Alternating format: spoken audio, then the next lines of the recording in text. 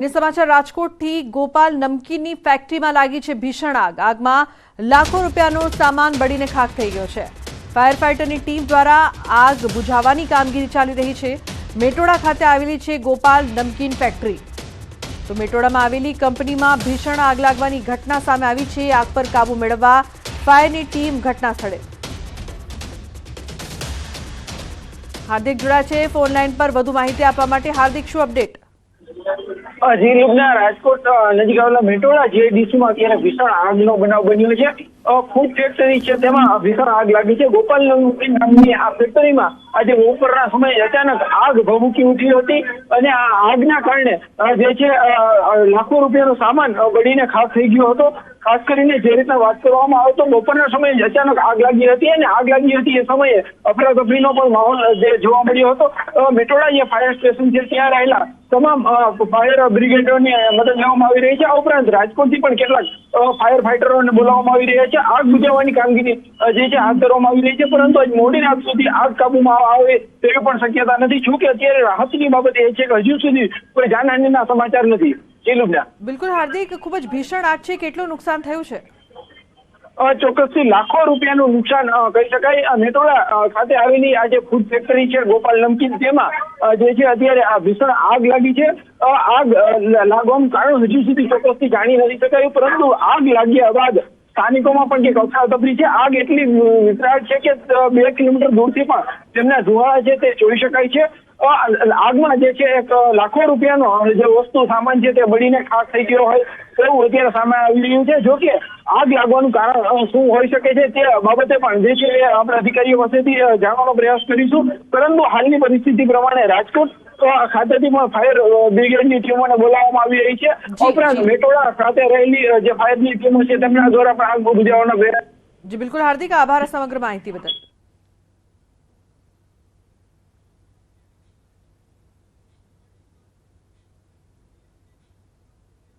તો પાટણમાં નકલી યુનિવર્સિટી ધમધમતી હોવાનો આરોપ કોંગ્રેસ એમએલએ કિરીટ પટેલે કરી શિક્ષણ મંત્રીને રજૂઆત। એમકે યુનિવર્સિટી નકલી હોવાનો આરોપ, યુનિવર્સિટીની તપાસ કરવા ધારાસભ્યની માંગ। આ યુનિવર્સિટી રાજસ્થાનના કોઈ યાદવને વેચી મારી હોવાનો આક્ષેપ। યાદવ ડુપ્લિકેટ માર્કશીટના કેસમાં જેલમાં છે। રાજ્ય સરકાર દ્વારા જે એમકે યુનિવર્સિટીની મંજૂરી આપી હતી એ હનુમાનપુરાના વડલી ખાતે બતાવેલ છે। વડલી ખાતે માત્ર ફાર્મ તેમજ એક સેટ બનાવવામાં આવ્યો છે। આજે પણ આ યુનિવર્સિટી માતરવાડી ખાતે કાર્યરત છે। આ સાથે કિરીટ પટેલે કહ્યું કે ગુજરાતનું ભાવિ જે ઉચ્ચ શિક્ષણ લઈ રહ્યા છે એવા વિદ્યાર્થીઓને બચાવો અને આવી યુનિવર્સિટી તપાસ કરવા માંગ કરી છે। નકલી યુનિવર્સિટીઓ પણ બની રહી છે। અગાઉ પાટણ ખાતે એમકે યુનિવર્સિટીને મંજૂરી આપવામાં આવી હતી। વિધાનસભાની અંદર પણ અમે આ બાબતે રજૂઆત કરી કે આજે પણ એ યુનિવર્સિટી રાજસ્થાનના કોઈ યાદવને વેચી મારવામાં આવી છે અને યાદવ પણ ડુપ્લિકેટ માર્કશીટો અને ડુપ્લિકેટ ડિગ્રીઓ વેચવાની અંદર આજે રાજસ્થાનની જેલમાં છે। તો નકલી અધિકારી બાદ હવે યુનિવર્સિટી પણ નકલી જોવા મળી રહી છે। એમકે યુનિવર્સિટી નકલી હોવાનો આરોપ લાગ્યો છે। યુનિવર્સિટીની તપાસ કરવા માટે ધારાસભ્ય દ્વારા માંગ, એમએલએ કિરીટ પટેલે કરી છે શિક્ષણ મંત્રીને રજૂઆત। તો સુરતના પાંડેસરામાં બોગસ ડોક્ટર ઝડપાવવા મામલે કાર્યવાહી કરવામાં આવી રહી છે। આરોપીઓએ લોકો પાસેથી પૈસા લઈને ડોક્ટરની અનેક બોગસ ડિગ્રી બનાવી આપી હતી। પોલીસે આરોપીઓને ઝડપીને બોગસ ડિગ્રી કબજે કરીને કાર્યવાહી કરી છે। જો કે મેડિકલ બોગસ ડિગ્રી બનાવવાનો આંકડો હજુ વધી શકે છે। બોગસ મેડિકલ સર્ટિફિકેટ છાપવામાં હાલ રસેશ અને બીકે રાવતની મોટી ભૂમિકા હોવાનું પોલીસ તપાસમાં ખુલ્યું। તો આરોપીઓના 5 દિવસના ફર્ધર રિમાન્ડ માંગવામાં આવશે। एक राइस मिल में काम करने वाले आदमी को इन्होंने डॉक्टर बना दिया था कि इसमें तुम 10-20 हज़ार की क्या नौकरी कर रहे हो और ये लो और आराम से तुम 1-2 लाख रुपए महीने के कमा पाओगे। एक आदमी जो व्हीकल का मैकेनिक है उसको वहाँ से हटा के इन लोगों ने डॉक्टर की डिग्री देके, ये सोबित इरफान रसेस और इन लोगों ने उसको डॉक्टर का सर्टिफिकेट देके और एक रूम देके वहाँ पे बिठा दिया था। તો સુરતમાં વીટી ચોકસી લો કોલેજ વિવાદોમાં આવી ગઈ છે। કમિટીની રચના યુનિવર્સિટી દ્વારા તપાસ શરૂ કરવામાં આવી। યુનિવર્સિટીએ હાઈ લેવલ કમિટીની રચના કરી છે। કમિટીમાં રજિસ્ટ્રાર, પરીક્ષા નિયામક, ડેપ્યુટી રજિસ્ટ્રાર સહિત લો ફેકલ્ટી ડીનનો કમિટીમાં સમાવેશ કરાયો છે. તો વિવાદ અંગે યુનિવર્સિટીના કુલપતિ કિશોરસિંહ ચાવડાનું નિવેદન. આ સમગ્ર મામલે નિષ્પક્ષ તપાસ કરવા આચાર્યને રૂબરૂ બોલાવવા સૂચના આપી છે. કમિટીના સભ્યો આ મામલે નિષ્પક્ષ તપાસ કરશે. મહત્વનું છે કે VNSGU સંલગ્ન VT ચોકસી લો કોલેજના નાપાસ વિદ્યાર્થીને ફર્સ્ટ ક્લાસથી પાસ કરવાનો મામલો ગરમાયો હતો.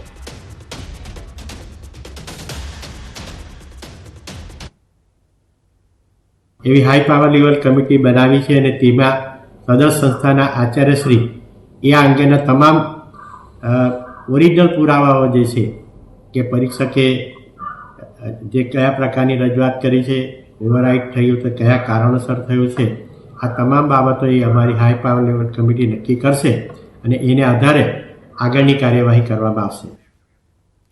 મહેસાણામાં ગુલ્લીબાજ તબીબોનો પર્દાફાશ. જિલ્લા વિકાસ અધિકારીઓ તપાસ કરતા ભાંડો ફૂટ્યો.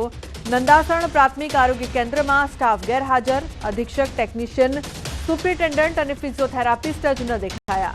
તો કુંડાળ સબ ડિસ્ટ્રિક્ટ હોસ્પિટલમાં પણ સ્ટાફ ગેરહાજર જોવા મળ્યો. ગાયનેકોલોજીસ્ટ, એનેસ્થેટિસ્ટ અને સિક્યોરિટી સ્ટાફ ગેરહાજર જોવા મળ્યો. તો જિલ્લા વિકાસ અધિકારીની મુલાકાતમાં ગુલ્લીબાજોનો પર્દાફાશ થયો છે.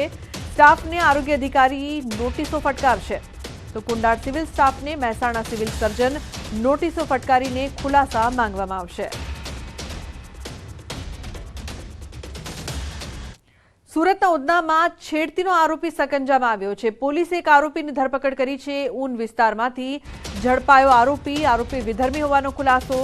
સંચાના મશીન ચલાવવાનું કામ કરતો હતો યુવક. સુરતના ઉધના વિસ્તારમાં અંજના સ્થિત અમન સોસાયટી નજીક આરોપીએ યુવતીઓની છેડતી કરી હોવાની ઘટના સીસીટીવીમાં કેદ થઈ હતી, જેને લઈને સોસાયટીના ઉપપ્રમુખે પોલીસમાં અરજી પણ કરી હતી. તો પોલીસે ફરિયાદ અને સીસીટીવીના આધારે અલગ અલગ ટીમ બનાવીને તપાસનો ધમધમાટ શરૂ કર્યો હતો. ત્યારે પોલીસ ઊન વિસ્તારમાં રહેતા અને સંચાના મશીન ચલાવતા યુવકને દબોચી લઈ કાર્યવાહી હાથ ધરી છે. સીસીટીવી ચેક કર્યા છે, જેમાં આરોપી જે છે એને પાછળ અમે ઘણા પાછળ હતા, કેમ કે 24 કલાક જેટલું અંતર થઈ ગયું હતું, પરંતુ વિવિધ ટીમો બનાવી અને છેવટે અમને સફળતા મળી હતી. અમારી ટીમને અમે અભિનંદન પાઠવીએ છીએ, કેમ કે ખૂબ જ મોટું ટાસ્ક હતું. તો દાહોદમાં પોલીસ દ્વારા વિદેશી દારૂનો નાશ કરાયો છે. ઝાલોદ ડિવિઝનના 6 પોલીસ સ્ટેશનના દારૂનો નાશ કરાયો. ઝાલોદ ફતેપુરા રોડ પર આવેલ રાજપુર મુકામે ખુલ્લી જગ્યામાં બુલડોઝર ચડાવીને નશા કરવામાં આવ્યા. 6 પોલીસ સ્ટેશનમાં ગેરકાયદેસર રીતે હેરાફેરી કરતા અને રહેણાંક મકાનમાંથી પકડાયેલ વિદેશી દારૂનો નાશ કરાયો છે. તો ઝાલોદ ડીવાયએસપી, પ્રાંત અધિકારી અને મામલતદારની હાજરીમાં દારૂનો નાશ કરવામાં આવ્યો છે. મહત્વનું છે કે ખુલ્લી જગ્યામાં દારૂ બુલડોઝર પર ફર્યા, જે બાદ નાશ કરવામાં આવ્યો છે. વિદેશી દારૂ મળી આવ્યું હતું, જેનો નાશ કરવામાં આવ્યો છે. તો દાહોદના દ્રશ્યો અત્યારે આપ જોઈ રહ્યા છો. ખુલ્લી જગ્યામાં દારૂ પર બુલડોઝર. સૌરભ જોડાયા છે વધુ માહિતી આપવા માટે. સૌરભ, શું અપડેટ? કહી શકાય કે દાહોદ જિલ્લા પોલીસ જે દારૂબંધીને કડકથી અમલવારી કરી રહી છે, ત્યારે ઝાલોદ ડિવિઝનના 6 પોલીસ સ્ટેશન વિસ્તારમાં પકડાયેલા આજે દારૂનો નાશ કરવામાં આવ્યો હતો. 1,47 લાખથી વધુનો દારૂ જે છે નાશ કરવામાં આવ્યો હતો. Limbdi police, Sakaliya police, Jhalod police, Fatepura, Sukhsar police સહિત જે 6 પોલીસ સ્ટેશન છે, તે 6 પોલીસ સ્ટેશનનો દારૂ એક જગ્યા પર એકત્રિત કરવામાં આવ્યો હતો. અને ત્યારબાદ પ્રાંત અધિકારી AK Bhatia, DYSP DR Patel અને મામલતદાર SM પરમારની અધ્યક્ષતામાં જે આ તમામ જે દારૂ પર બુલડોઝર ફેરવીને નાશ કરી દેવામાં આવ્યો છે. બિલકુલ સૌરભ, આભાર આ સમગ્ર માહિતી બદલ. તો 31 ડિસેમ્બર નજીક આવતા જ બુટલેગરો સક્રિય થયા. આ વખતે પ્લાસ્ટિક બબલ રોલની આડમાં રાજ્યમાં દારૂ ઘુસાડાતો હોવાની ઘટના સામે આવી. વલસાડ પોલીસે આ વખતે પ્લાસ્ટિક બબલ રોલની આડમાં લાખો રૂપિયાના વિદેશી દારૂની હેરફેરના બુટલેગરને ઝડપી પાડ્યા છે. બાતમીના આધારે પોલીસે દારૂ ભરેલ ટેમ્પોને રોકી તેને ઝડપી પાડ્યો છે. 3.5 લાખથી વધુની કિંમતના વિદેશી દારૂનો જથ્થો ઝડપાયો હતો.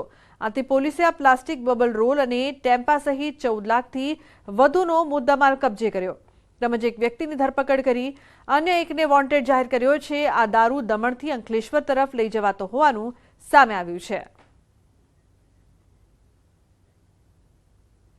વડોદરા હાલોલ રોડ પર રેફરલ ચોકડી પાસે વહેલી સવારે લાકડા ભરેલા ટેમ્પાને બચાવવા જતા ટેન્કર કેબિનમાં ઘૂસ્યું. રોડ સાઇડ પર આવેલા લારી અને કેબિનનો કચરઘાણ નીકળી ગયો હતો. કેમિકલ ભરેલ ટેન્કરે અકસ્માત સર્જાતા અફરાતફરીનો માહોલ સર્જાયો હતો.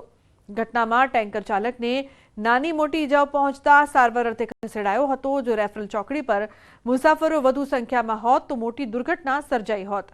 સમગ્ર ઘટનાના સીસીટીવી ફૂટેજ સામે આવ્યા છે.